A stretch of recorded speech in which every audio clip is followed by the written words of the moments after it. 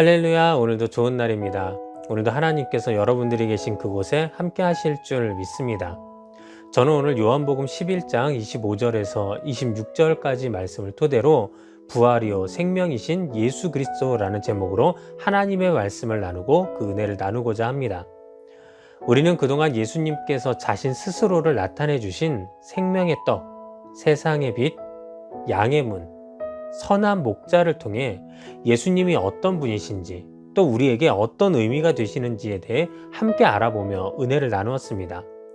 나는 무엇이다 라는 예수님의 자기 표현은 하나님이신 예수님께서 친히 자기 스스로를 우리에게 나타내 주신 것이기에 그 자체만으로도 우리에게는 굉장한 은혜요 축복이었던 것입니다. 게다가 우리에게 나타내 주신 스스로의 모습이 하나같이 우리를 지키시고 보호하시고 인도하시며 또한 구원의 생명을 주신다는 하나님의 강력한 의지요 예수님의 분명한 약속이었기에 이는 모든 인류에게 너무나도 감사한 일임을 우리는 잊지 말아야 할 것입니다. 오늘도 마찬가지로 예수님께서는 성경을 통해 자신을 부활이요 생명이다 라고 나타내 주십니다. 우리는 예수님께서 이렇게 자신을 표현해 주신 배경이 무엇인지 또 이 부활이요 생명이다 라는 것은 우리에게 어떤 의미가 있는지에 대해 이 시간 함께 알아보며 은혜를 나누고자 합니다. 오늘 우리가 읽은 성경 요한복음 11장은 죽어가는 나사로와 이를 살리기 위해 가는 예수님의 이야기로 시작됩니다. 나사로는 베다니에 사는 자로 특히 그의 동생들이었던 마르다, 마리아와 함께 예수님은 이들을 특별히 사랑하셨습니다. 그런데 그렇게 각별했던 나사로가 지금 병들어 있다는 급한 소식을 예수님은 받게 됩니다. 보통 이런 급한 소식이 온다면 아마 다른 거 생각할 것도 없이 바로 그를 위하여 달려가는 것이 우리들의 일반적인 모습일 것입니다. 하지만 무엇 때문인지 예수님은 그 급한 소식을 들으시고도 이틀을 더 그곳에 머무십니다. 분명 예수님께서 사랑하셨던 나사로였지만 이 본문 속에서 예수님은 마치 나사로가 병들어 죽기를 기다리시는 듯한 모습을 보이십니다. 그리고 실제 그 모습은 현실이 되고 맙니다. 이틀이 지난 후 예수님은 제자들에게 나사로에게 가자고 하십니다. 그런데 이때 예수님이 제자들에게 하셨던 그 표현이 나사로가 자니 깨우러 가자는 것이었습니다. 그랬더니 제자들은 이 말이 나사로가 피곤하여 잔다는 이야기인 줄 알고 예수님께 주여 잠들었으면 낫겠나이다 라고 말씀드립니다. 이는 당시 유대인들이 예수님을 잡기 위해 혈안이 되어 있었기에 그곳으로 가는 것이 부담이 되던 차에 예수님께서 나사로가 잔다고 하시니 제자들은 그럼 다 나은 것 같은데 안 가도 되지 않습니까? 라고 물었던 것입니다. 하지만 여기서 예수님은 충격적이게도 나사로가 죽었느니라 라고 분명히 말씀하셨던 것입니다. 즉 예수님은 이처럼 나사로가 곧 죽을 것이라는 것을 알고 계셨습니다. 결국 이틀이나 늦게 출발한 예수님은 나사로가 죽은 지 나흘이 지난 후에야 나사로의 집에 도착하게 되었습니다. 어떤 급한 일이 있으셨다든지 아니면 오다가 피치 못할 어떤 사고를 만났다든지 하면 그래도 예수님이 늦게 오신 게 이해가 될 텐데 예수님에게는 전혀 그런 일도 있지 않았기에 이런 예수님의 행동은 참으로 의아한 일이었고 이런 의아함은 나사로의 가족들이었던 마르다와 마리아에게는 큰 실망감으로 다가오게 되었습니다. 그래서 예수님을 만나자마자 마르다는 예수님이 여기 계셨더라면 내 오라버니가 죽지 아니하였겠나이다 라고 예수님께 말을 합니다. 그리고 이는 마리아도 마찬가지였습니다. 마리아 역시 예수님을 만나자마자 바로 자신의 언니가 했던 그 똑같은 말을 예수님께 하게 됩니다. 우리는 이 말들 속에서 마르다와 마리아가 예수님을 향해 얼마나 실망하고 있는지를 느낄 수 있게 되는 것입니다. 그러면서 마르다는 다시 예수님께 요한복음 11장 22절에 그러나 나는 이제라도 주께서 무엇이든지 하나님께 구하시는 것을 하나님이 주실 줄을 아나이다 라고 말합니다. 이 말은 그냥 우리가 그대로 들으면 마치 그래도 이제라도 오셨으니 예수님이 내 오라버니를 살려달라고 하나님께 기도하시면 응답될 것을 내가 압니다 라고 말하는 것처럼 들립니다.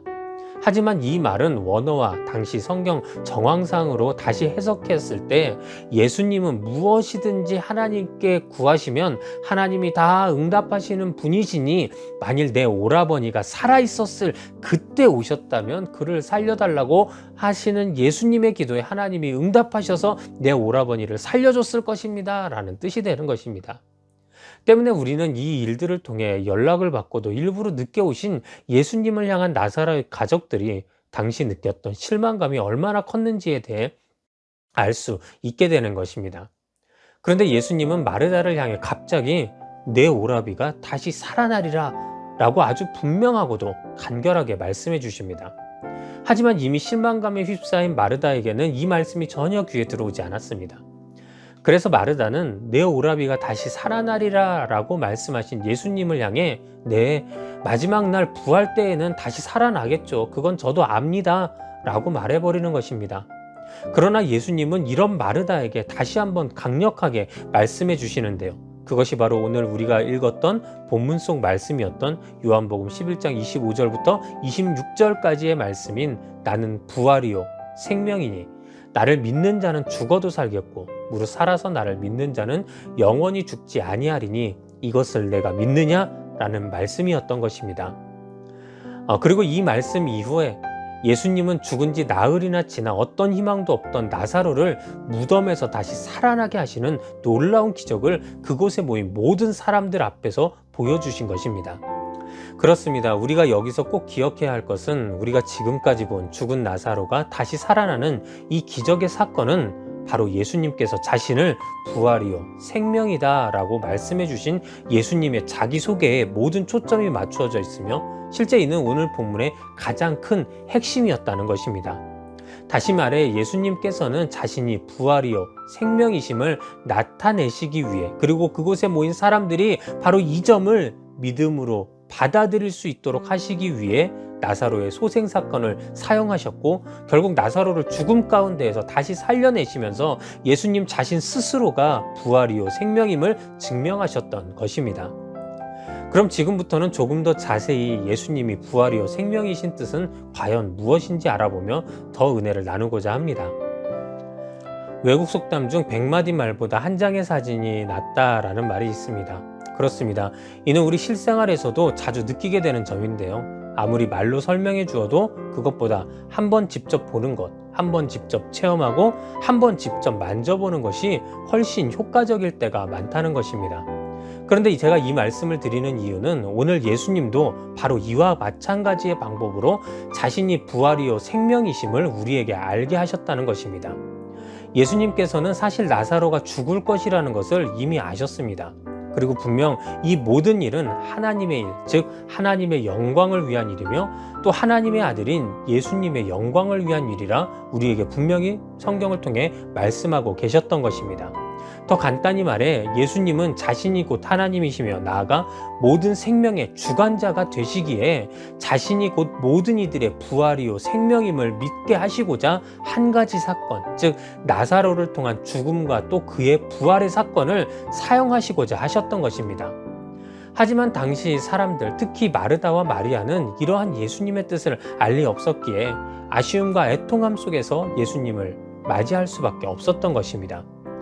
실제 오늘 성경 속 마르다는 예수님께 나아가 처음엔 과거의 시간을 가지고 예수님께 말을 건넵니다. 그 말은 왜 일찍 오지 않아서 내 오라버니를 저렇게 죽게 내버려 뒀느냐라는 것이었습니다. 이는 예수님이 만일 아직 오빠가 살아있는 과거의 그 시간에 오셨었더라면 우리 오빠가 저렇게 죽지 않고 살 수 있었을 것입니다 라고 말하는 것과 같은 것입니다. 또한 마르다는 예수님의 부활 말씀을 들은 후에 내 마지막 때에 모두 부활할 것은 나도 알고 있습니다 라고 말하면서 이제는 미래의 시간으로 그 아쉬움을 토로합니다. 즉 이 말은 먼 미래에 세상의 마지막 때에는 내 오라비가 부활할 것을 나도 알고 있습니다. 하지만 지금은 이미 죽어버렸잖아요 라고 뜻하는 것과 같은 것입니다. 그런데 어찌 보면 이런 모습은 사람으로서 너무나도 당연한 모습일 것입니다. 왜냐하면 우리 모두들도 죽음이라고 하는 큰 어둠 앞에서 마치 오늘 마르다처럼 과거와 미래의 시간으로 아쉬워하고 절망할 때가 많이 있기 때문입니다. 사람들은 자신에게 혹은 자신의 가장 가까운 사람에게 이 죽음이 다가왔을 때 여러 가지 것들을 후회하게 되는데요. 그 후회하는 것 중에서 가장 두드러지는 것이 바로 왜 그때 그 일을 안 했을까? 왜 그때 더 용서하고 사랑하지 못했을까? 왜 그때 내가 그곳에 갈 걸 가지 않았을까라는 과거에 자신이 하지 못했던 문제들로 인해서 후회하게 되고, 혹은 내 자녀가 장성할 때까지 내가 살 수 있다면, 그래서 내가 그 자녀의 자녀를 내가 볼 수 있다면, 아니면 조금 더 살아서 내가 더 찬란한 그런 미래를 볼 수 있다면 하면서 아직 경험해보지 못한, 그리고 자신이 이제는 더 이상 경험해보지 못할 그 미래의 시간으로 인해서 아쉬워하고 후회하기도 한다는 것입니다. 오늘 마르다 역시 자신의 오라비의 죽음 앞에서 이런 과거와 미래의 시간을 두고 예수님 앞에서 아쉬워하고 또 후회했던 것입니다. 하지만 마르다는 정작 가장 중요한 것을 빠뜨리고 있었는데, 오늘 예수님은 바로 그 점을 마르다에게 바로 짚어주십니다. 그것은 바로 생명의 진정한 주관자는 하나님의 아들인 예수 그리스도에게만 있음을 알게 하신 것입니다. 오늘 성경 속에서 예수님이 말씀해 주신 나는 부활이요 생명이니 라는 것은 언젠가 다가오게 될 미래를 말씀하신 것이 아니고, 또 예전에 있었던 과거의 모습을 말씀하셨던 것이 아니라 지금 예수님께서 계신 이 자리, 그리고 이 현재의 순간이 바로 놀라운 부활과 생명의 자리가 될 것이며, 이는 곧 예수님 본인이 모든 생명의 주관자 되심을 증거하시는 것이라고 그렇게 마르다에게 알려주셨던 것입니다. 더 쉽게 말해 예수님은 이 말씀을 통해 마르다에게 생명의 주관자인 내가 지금 이 현재에 이 순간에 너와 함께 있는데 너는 왜 과거와 미래만 보면서 그렇게 아쉬워하느냐라는 메시지를 마르다에게 전달해 주셨다는 것입니다. 때문에 예수님께서는 자신의 생명의 주관자됨을 모든 이들로 하여금 알게 하시고자 나사로를 죽음 가운데서 다시 살려내시면서 그런 놀라운 기적을 보여주셨던 것입니다. 이는 오늘 우리도 마찬가지입니다. 우리는 종종 예수님께서 나와 함께 동행하시고 계시며 언제나 내 속에 거하신다 라고 표현할 때가 많이 있습니다. 하지만 죽음과 같은 어떤 큰 문제 앞에서 우리는 너무나도 쉽게 내 안에 나와 함께 하시는, 그리고 지금 이 순간에도 나와 함께 역사하시는 그 예수 그리스도를 붙잡고자 하는 것이 아니라 흘러가 버린 과거를 후회하며 또 경험해보지 못할 미래를 안타까워하며 그렇게 생명의 주관자 되시는 예수님을 붙들지 못하게 될 때도 있는 것입니다. 때문에 올바른 그리스도인이라면 언제나 지금 나와 함께 하시는 예수 그리스도를 절대 잊지 말아야 하며, 지금 나의 이 현재의 시간 속에서 결국 나의 생명의 주관자는 부활이요 생명이신 예수 그리스도임을 깨닫고 그를 더욱 굳게 붙들며 나아가야 할 것입니다. 자, 그렇다면 부활이요 생명이신 예수 그리스도를 지금 더욱 굳게 붙들고자 한다면 우리에게 필요한 것은 과연 무엇일까요? 오늘 예수님은 바로 그것이 믿음이라 말씀하십니다. 성경을 통해 우리가 알게 되고 또 우리가 반드시 가져야 하는 이 믿음은 우리 신앙에 있어서 매우 중요합니다. 우리는 오직 믿음으로만 거듭날 수 있으며 이 믿음으로 인해 이 험한 세상도 우리는 살아갈 힘과 희망을 얻게 되기 때문입니다. 그런데 목회를 하다 보면 좀 안타까운 것을 발견할 때가 있는데요. 그것은 정말로 많은 분들이 자신이 믿음의 사람이라고 말하면서도 실제로는 믿음이 아닌 아는 것을 믿음이라 착각하며 그렇게 신앙생활 하고 있었기 때문입니다. 물론 모든 믿음은 아는 것에서부터 시작해야 합니다. 알아야 믿음을 가질 수 있으니까요. 하지만 우리의 신앙이 이 아는 것에만 머물러 있게 될 때 그때 문제는 발생합니다. 우리 신앙이 이 아는 것에만 머물러 있게 된다면 우리는 온전한 믿음을 갖는 것이 불가능해지게 된다는 사실을 우리는 반드시 기억해야 하는 것입니다. 안다는 것은 내가 상대방에 대한 지식이 있다는 것입니다. 하지만 이 지식에는 상대방과의 관계가 필요하지는 않습니다. 누굴 통해 들어서 아는 것도 아는 것이며, 두 사람 중 한쪽만 누군가를 알아도 아는 것이며, 또 상대를 아주 조금만 알아도 그 조금이라도 알고 있다면 우리는 그를 안다라고 이야기할 수 있는 것입니다. 하지만 믿음은 그렇지 않습니다. 믿음은 서로 간에 깊은 관계를 전제하고 있기에 그저 누군가를 알고만 있다고 해서 내가 그를 믿는다라고 말할 수는 없는 것입니다. 때문에 내가 누구를 믿고 있다라고 하는 것은 내가 그 사람과 굉장히 가까운 사이이며 굉장히 깊은 관계를 가지고 있다라고 말하는 것과 같은 것입니다. 이는 우리 성도가 가져야 할 믿음도 마찬가지입니다. 우리의 믿음은 절대 예수님을 아는 것에서만 그쳐서는 안 됩니다. 굳이 깊은 신앙생활을 하지 않아도 또 주님을 인격적으로 만나지 않아도 얼마든지 지식에 의존하여 예수님을 아는 것이 가능하기 때문입니다. 그래서 이런 분들은 늘 나 예수님 알아. 나 어떻게 해야 구원받는지 알아. 나 성경에 이 말씀을 알아. 라고 말하면서 마치 자신이 아는 것이 곧 믿음인 것 마냥 그렇게 말하며 착각할 때가 있다는 것입니다. 하지만 예수님을 진정 믿는다는 말은 이런 지식적인 알에 머무는 것이 아니라 내가 예수님과 깊은 관계를 갖고 있다라는 뜻으로 예수님의 모든 것이 믿어지며 그가 하나님의 아들이시며 나의 죄를 속량해 주신 구세주라는 사실이 단 1%의 의심도 없이 온전히 믿어진다는 것을 뜻한다는 것입니다. 때문에 온전하게 예수님을 믿는 자들은 늘 그분께서 나와 함께 하심을 알고 믿기에 누가 강요하지 않아도 언제나 증인된 삶을, 나아가 언제나 하나님의 자녀로 빚된 자의 삶을 살아가게 된다는 것입니다.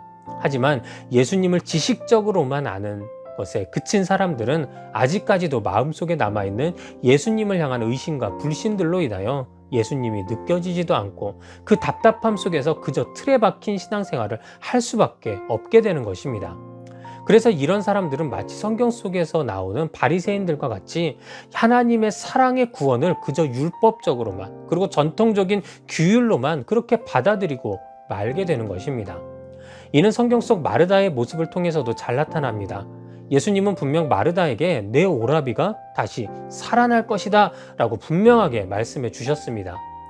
이는 생명의 주관자인 내가 이제 이곳에 왔으니 그 부활의 능력이 내 오라비를 통하여 나타날 것이다 라고 하는 예수님의 분명하고도 확실한 약속의 말씀이었던 것입니다.